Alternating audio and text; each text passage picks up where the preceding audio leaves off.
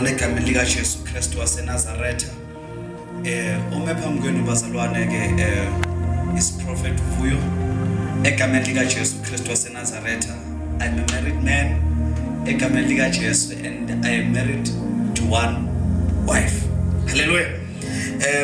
Ngiyabingelela bazalwane egama likaJesu Kristu waseNazaretha and ngiyakholwa bazalwane ukuthi nonke nibukele bazalwane ke kukhona engizokufunda sisahlanganyela bazalwane kulesi sifundiso uNkulunkulu asiphathele sona namhlanje egameni likaJesu Kristu waseNazaretha.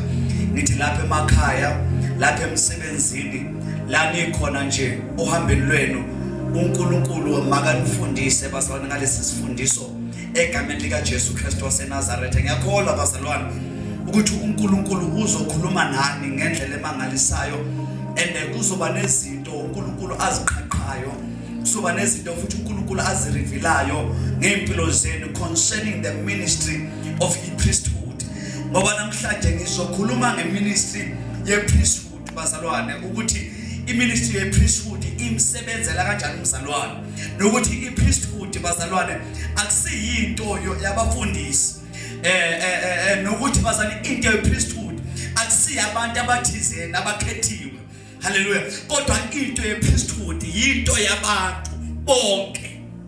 Hallelujah. So ngifuna ukuyiveza ke lento bazalwane ukuthi iqalaphi lento yepriesthood ukuze bazalwane si understand ukuthi singabazalwane sidinga kangakanani ukuthi sibe in the position of priesthood.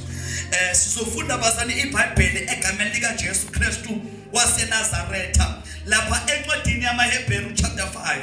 Uma sifunda lapha bazalwane Hebrews chapter 5 from verse 1 lithi iBhayibheli bazalwane, every high priest taken from among men is ordained for men in things pertaining to God, that he may offer both gifts and sacrifices for sin. So, verse 2, lithi bazalwane, who can have compassion? Umpristi lo bazalwane, sekuma qualities, sibala ngama qualities, but sizongena bazalwane kancane. Lisitshela ngama qualities manje bazalwane ompristi. Ilo mpristi lo bazalwane, who has to lisitshela about the duty of umpristi bazalwane. Lithi bazalwane, who can have compassion on the ignorant and on them that are out of the way, for that he himself also is compassed with infirmities. Mfuna sicheke bazalwane NIV ku verse 2 that he is able to deal gently with those who are ignorant and are going astray, since he himself is subject to weakness. So bazalwane mfuna siveze into la bazalwane between verse 1 to verse 2. So wesiqhubeke bazalwane ngamanye amavesi.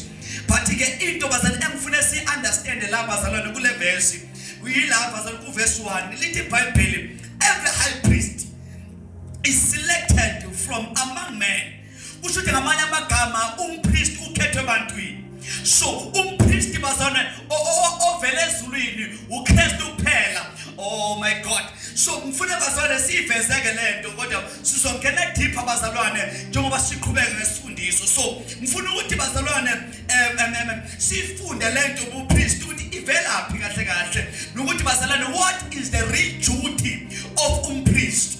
So njengoba sifunda lapha bazalwane egameni likaJesu lithi bazalwane every high priest is selected from among men. Kusho ukuthi ukhethwa phakathi kwabantu. So njengoba ekhethwa phakathi kwabantu umpristi, kusho ukuthi ngamanye amagama lo muntu lo akumelanga kube umuntu ongabazi ubuthakathaka ababantu. So kumele ahlale phakathi kwabantu kuze bazalwane akwazi oh my God, akwazi ukunxusa bazalwane anxusele bazalwane abantu abasemhlabeni ngobuthakathaka babo, ngoba bazalwane he himself is subject to those weaknesses. So uJesu bazalwane became bazalwane umpriest bazalwane omkhulu nesimanga sokuthi bazalwane his priesthood bazalwane was taken bazalwane, oh my God, from heaven. So njengoba bazalwane ke uJesu waba qualified ukuthi abe umpriest, ukuthi bazalwane uNkulunkulu wamenza ukuthi nanobe nguNkulunkulu uKristu kwamele ukuthi angene esimeni senyama abe umuntu phakathi kwabantu. So that's why in the Bible bazalwane akekho, oh my God, lithi bazalwane akekho umuntu umpriest esinayo bazalwane ngaphandle koKristu uJesu okwazi ukusinxusela. Oh, lithi bazalwane akekho umuntu umpriest esinayo bazalwane osizwela njengoKristu. So usho ukuthi ngamanye amagama bazalwane uKristu bazalwane nanoma bazalwane lithi iBhayibheli esemhlabeni unikwe ngazo zonke indlela kodwa akutholanga nesono esisodwa kuye. Kusho bazalwane lokho wamenza ukuthi abe qualified because he was in the flesh, he was among men. EnguNkulunkulu kwamele wampost ukuthi angene ebantwini aphile nabantu enguNkulunkulu. So uNkulunkulu bazalwane lento ubupriest wayibona ukuthi ibalekile ukuthi abantu kumele babe nayo umpriest. Kodwa bazalwane bekulimited ubupriest bazalwane balabo abasendula abapriest ngoba ubupriest babo bazalwane bebuhlula ngoba labantu laba bazalwane those who are subjected to weakness bazalwane laba priest basendulo Aaron abapriest abakhulu basendulo kusho namagama bazalwane ubupriest babo bengeke ukwazi ukusimela isizukulwane sethu ngoba upriest babo uyadlula. So besidinga umpriest ovela ezulwini. Oh my God, besidinga umpriest bazalwane ukuthi akwazi ukusimela nanoma sesezulwini. Oh my God, so ubupriest bukaJesu busojenweni ngalendlela ukuthi bazalwane uJesu kwamele ukuthi bazalwane ethe uNkulunkulu bazalwane iBhayibheli nanoma nesimo sikaNkulunkulu kodwa wasithoba kwaze waba sekufeni uva wasiphaphana. Oh my God, lithi wazophakamiswa nikezwe negama elingaphezulu wonke amagama ukuthi every knee shall bow and every tongue confess that he is Lord. So bazalwane ngifuna sicheke lento kupriest ukuthi bazalwane ubupriest basendulo. Oh my God, nabo bebakhethwa phakathi kwabantu kodwa okuhlukile bazalwane kulabo abapriest abazalwane abasendulo nobupriest bukaJesu nobupriest bethu. So ngifuna bazalwane sikuhlukanise lobupriest ngoba kukhona obasendulo bazalwane uKristu engakafiki bese bakhona ubupriest bukaKristu bese bazalwane kuba nobupriest bethu. Hallelujah. So ngifuna bazalwane sibheke lento ke bazalwane ukuthi laba priest basendulo ubupriest babo bebuhlula kodwa bazalwane kwafika uKristu bazalwane wawasilethela ubupriest obumile kuzobe phakade. Hallelujah. So asizela nobupriest bombuso kaNkulunkulu. So ngamanye amagama bazalwane, oh my God, uma singena ebupristini bukaJesu kusho ukuthi ngamanye amagama sizongena kule nkonzo kaJesu elithi iBhayibheli bazalwane uma nafa kanye naye bazalwane navuswa kanye naye uKristu bazalwane. Oh my God, funani izinto zaphezulu la uKristu ehleli khona ngasenene sikaNkulunkulu. uJesu wenzani ngasenene sikaNkulunkulu? Lithi iBhayibheli is interceding. So bazalwane ubupriest bukaJesu azange phelele emhlabeni. uJesu bazalwane azange esemhlabeni nje bazalwane ukuthi bazalwane ezophila nabantu. No, azange esemhlabeni bazalwane to enjoy life bazalwane njengoba wonke bazalwane umuntu namhlanje enza, njengoba bonke abafundisi namhlanje benza. Wonke umuntu bazalwane namhlanje ufuna impilo right, wonke umuntu ufila impilo bazalwane ezom-accommodate kulomhlaba kodwa azange bazalwane afunde bazalwane azange afunde kubupriest bukaJesu ukuthi uJesu bazalwane ebupristini bakhe bazalwane upriest bakhe uJesu baqala la emhlabeni enguNkulunkulu wangena enyameni bazalwane yethu learn bazalwane indlela zabantu. So namhlanje bazalwane ngicaba yinto ukuthi bazalwane even abapriest esinabo namhlanje they can't stand in the gap even for the people that they are leading. So that is my problem bazalwane ngobupriest bethu banamhlanje ukuthi asiqonde bazalwane egameni likaJesu. So I want us bazalwane to open our eyes and see bazalwane ukuthi ibandla lilahleke kuphi ngoba manje bazalwane uma ibandla lilahlekelwa ubupriest kuthi ngamanye amagama solahlekelwa bazalwane igugu lebandla. So abapriest bazalwane singabafanisa nama-intercessor ngoba bazalwane lithi iBhayibheli bazalwane abapriest bazalwane ba-appointiwe uJesu. Uma ufuna ngeKing James lithi they are ordained. Hallelujah. Bagqotshiwe labantu kusho ukuthi ngamanye amagama bazalwane wathi nje wawathatha isinyathelo wathi I want to be a priest, I want to stand in the gap. Kusho ngamanye amagama kulogqoko utholayo ukwazi ukumela abantu esikhaleni ngoba bazalwane lento ukunxusa bazalwane ayidingi inyama lento ayidingi inyama sona into yokuxusa kodwa idinga bazalwane ugobo ngoba ugobo lekwazi ukusustain bazalwane ngisho inyama ikhathala endleleni ngisho ugobo bazalwane lekwazi ukusustain mamela ugotshelwe lenkonzo yokunxusa ngoba bazalwane siyafika bazalwane iphephe endleleni siphazamisa bazalwane ushuthi inyama yakhathala ushuthi bazalwane dala ngithandazela abantu kodwa esami inkinga ayilungi kodwa ngumpriest ogcotshiwe bazalwane uqhubeka noma impilo ikuvuma uqhubeka noma impilo ingavumi ngoba uqola into eyodwa ukuthi bazalwane ngigcotshelwe lenkonzo so ukugcotshelwe lenkonzo bazalwane awukwazi ugive up nje bazalwane ngoba unikiwe amandla okwenza lenkonzo ngophelele kwayo. So asikwazi bazalwane ukuthi sithi bazalwane singabapriest kodwa bazalwane sithi masithola izimo endleleni bese sishiya inkonzo yobupriest bazalwane siye ukuthi bazalwane siyeke into yokuthi uma sithandaza oh my God kunabantu abaphila uma siyeke inkonzo yobupriest noma emagama sithi abantu mabafe and abantu bafele ezonweni zabo ngoba lo mpriest ogqotshiwe bazalwane lithi iBhayibheli bazalwane ugqotshele bazalwane the matters related to man or in the matters related to God skis bazalwane egama lika Jesu sorry to misquote bazalwane lithi bazalwane oh my God and is appointed King James Version it ordained to represent them in the matters related to God. Kusho ngamanye amagama umsebenzi wompriest ukusondeza abantu kuNkulunkulu. So njengoba uJesu bazalwane engumpriest omkhulu lithi iBhayibheli bazalwane munye uNkulunkulu futhi munye umlamleli phakathi kwabantu noNkulunkulu lithi umuntu uKristu Jesu.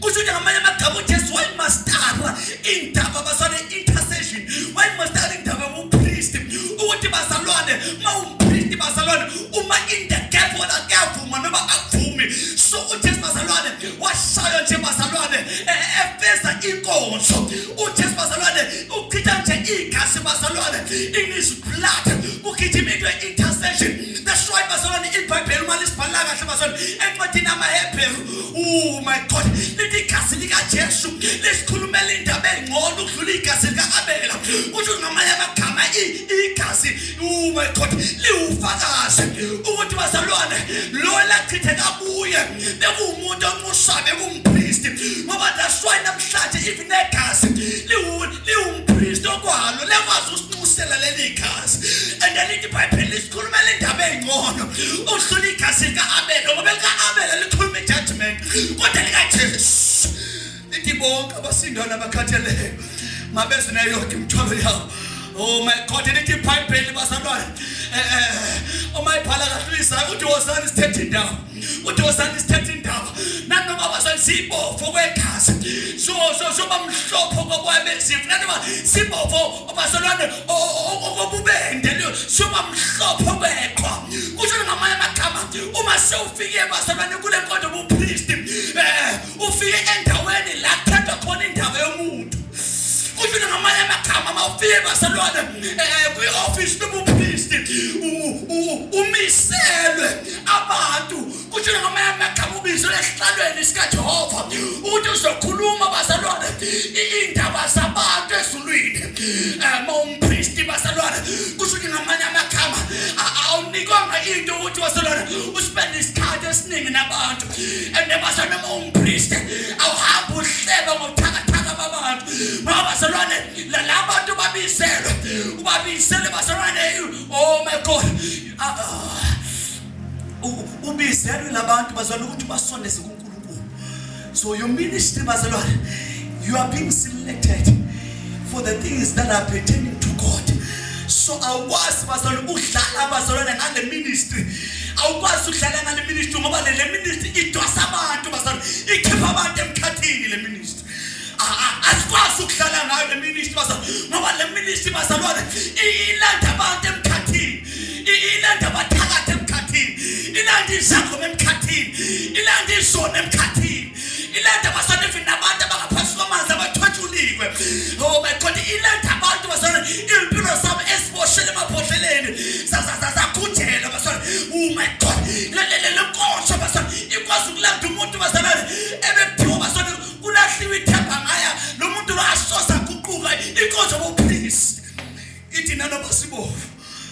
umlomo sibovu kwegazi.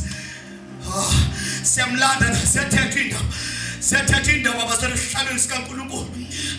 Umpristi bazalwane melo ube umuntu omkhandlo, melo ube umuntu okwazi ukuhlala noJehova. Basana ungahlebi ngabantu kodwa basana uyohleba noThixo. Ngoba le nkonzo bazalwane is related to the things pertaining to God. Awukwazi ukuhleba ngabantu abasephakathakeni. Ngisho basana nabafundisi nabe bangalahleka endleleni. Asikwazi ukublame abazalwane. Kusho ukuthi kunomoya basana behind the scenes, osebenza behind the scenes. Owenza ukuthi lo mzalwane enze nesenta senzile. Uma singaphela basana ukuthi akekho umuntu basana ongenza basana intembi esenqondweni sakhe unless there is the spirit behind.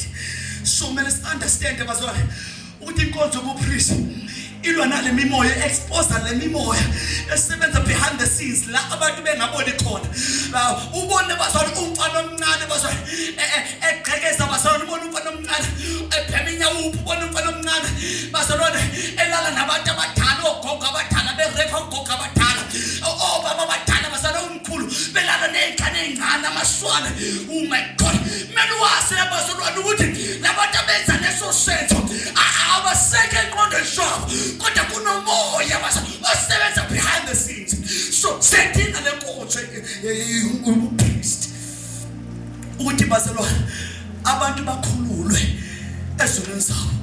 So lenkonzo ubupriest bazalwane ibiza abantu ngisho nababa aba-rejected yizo bazalwane, kodwa ibandla kumelanga liba-reject bazalwane esemhlabeni bazalwane abengagijimela abalungileyo. Uthi uJesu mama ekhuluma nabafundi uthi udokotela akafuneki kubantu abaphilayo ngoba ukuthi ufuneka bazalwane kwabagulayo.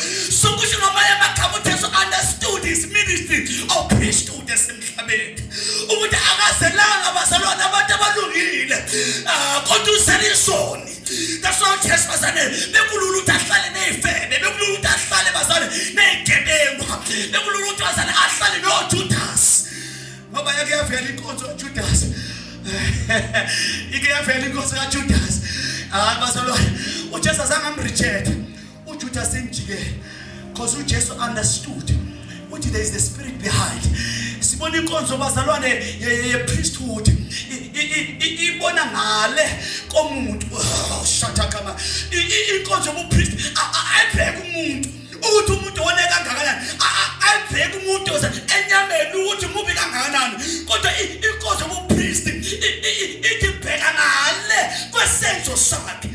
Ungajaji umuntu ngenxa yesenzo sakhe, kodwa bheka nomoya ofihlakele omenzisa lesenzo. Ngoba uPetro bazalwane ebehamba noJesu kungekho into esolekayo ngoPetro bazalwane, kodwa watholakala uJesu sekhuza uSathane kuPetro. uPetro bazalwane ekhuluma into right ukuthi bazalwane uJesu angayisiphambanene kanti akazi bazalwane uPetro ukuthi sekamene neministry yasezulwini ukuthi uJesu kumele afeza lenkonzo esiphambanweni, uJesu kumele afe. So uPetro was so defensive kanti bazalwane lenkonzo bazalwane ayidingi defend lenkonzo ngoba uma uyenza nje automatically iyakwazi ukusikhiphela abantu emajele. Ngoba ibandla lathandaza bazalwane, uPetro wakhululwa eboshiwe bazalwane. Ngisho uPetro bazalwane wakhulula kuthandaza ibandla bazalwane iqonda into yepriesthood lathandaza abantu. uPetro eboshiwe bazalwane iBhayibheli bazalwane uPetro bazalwane waphuma sengathi bazalwane wenza the guard of honor. Ngale ndlela ukuthi bazalwane uPetro bazalwane waphuma bazalwane abagcini ibosho bekhona, ngisho ama-security ekhona, waphuma iminyango ivaliwe. Ngoba bazalwane inkonzo yobupriest ikwazi ukuthi bazalwane iyakufundisa nalaba bazalwane abantu bathi angeke salunga ngawo, sephelile ngawo, kodwa inkonzo yobupriest yakufundisa. Sakhuluma ngoPetro bazalwane ukuthi uPetro kwagcina sekutholakala umoya kuye kaSathane ethi yena bazalwane ulwela uKristu, kanti akazi ukuthi siyamele necebo, kanti akazi ukuthi lento ayikhulumayo seseyimelene neministry ukuthi uPetro uJesu kumele ayofeze iministry yepriesthood. ngoba iministry of priesthood ayifezeke bazalwane ngokuphelela la emhlabeni kuthi ngamanye amagama nanoba usufile enceke yenkosi akumelanga bazalwane inkosi yakhe iphelele lapho ngisho umphefumulo wakho so ulindile bazalwane paradise memele ufakazi memele bazalwane ku-share a mark of intercession ulabasatha kamusha namhlanje kunabantu bazalwane esifakaza ngabo because they left a mark of their priesthood. Obaba uPrema bazalwane obaba NGS Tall, those the people of prayer, they understood bazalwane ukuthi umuntu bazalwane akalandwa yintshumayelo kodwa ulandwa umthandazo. Umuntu akalandwa bazalwane yizabule enkulu akalandwa iscript bazalwane nenesebheri no bazalwane kodwa umuntu ulandwa inkonzo intercession. No, asikhahleli bazalwane ukuthi ukuya ema-private school bazalwane ku-wrong or ku-right but bazalwane mama uthi use-private school kodwa bazalwane inkonzo ye-intercession inkonzo yobupriest ube bazalwane uyimastara nayo because awukwazi bazalwane awukwazi ukuthi bazalwane uzoyitshela ukuthi bazalwane ngenxa yentshumayelo zakhe enkulu uzobalanda abantu ungabachaza abantu bakushayela izandla ulabasaya bangashayela izandla abantu masashumayela kodwa bazalwane uma bengakakhululeki emkhathini le ntshumayelo bazalwane sethe inkulu abasincoma ngaso bazalwane bathi siyavutha ngeke senze impact bazalwane uma inkonzo yethu ye-intercession inkonzo yethu yobupriest ingekho effective on their souls. So we need to carry out bazalwane this burden of God, the office to be priest. So asikwazi bazalwane asikwazi bazalwane ukuthi bazalwane si relax kanje bazalwane kunabantu bazalwane abafayo asikwazi bazalwane ukuthi siloke si entertainana bazalwane kunemphefumulo ephuphayo. So men